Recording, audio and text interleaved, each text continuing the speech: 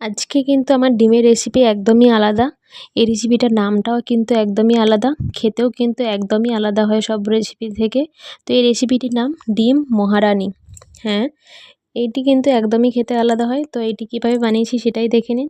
এর জন্য প্রথমে একটু ভাজা মশলা করে নেব। এর জন্য একটি প্যানের মধ্যে আমি নিয়ে নিয়েছি গোটা ধনে, মৌরি আর গোটা জিরে। এগুলিকে ভালো করে শুকনো খোলায় ভেজে আমি পাউডার করে নেব। এটি হলো মহারানি মশলা। দেখুন ভাজা হয়ে গেছে, এবার এগুলিকে আমি তুলে নেব।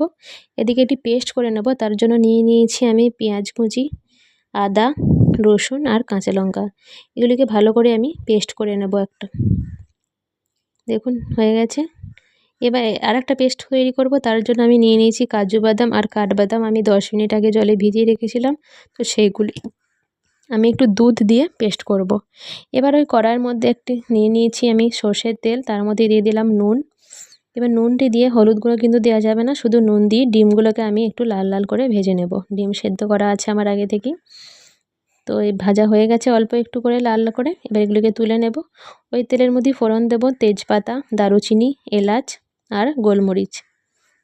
গোটা জিরে ফোড়ন দিয়ে ফোড়নটাকে ভালো করে একটু ভেজে নিয়ে দিয়ে দেব পেঁয়াজ কুচি। পেঁয়াজটাকে একদম মিহি করে কুচি করে নিয়েছি।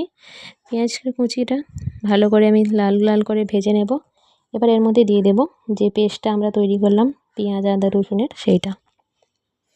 পেস্টটা ভেজে নেওয়ার পর দিয়ে দেব এর মধ্যে কাশ্মীরি লাল লঙ্কার গুঁড়ো। সব কিছু দিয়ে ভালো করে আবারও ভেজে নিয়ে এর মধ্যে দিয়ে দেব কাজু আর কাঠবাদাম, যে দুধের যে মিশ্রণ পেস্টটা আমরা তৈরি করলাম সেটা দিয়ে আবারও একটু নেড়ে চেড়ে দিয়ে দেবো অল্প একটু জল। সব কিছু ভালো করে আমি ভেজে নেব। মশলাটা ভালো করে কষানো হয়ে গেলে এবার এর মধ্যে দিয়ে দেব ভেজে রাখা গুঁড়ো মশলাটা, যে মশলাটা আমরা ভাজা তৈরি করলাম সেটা।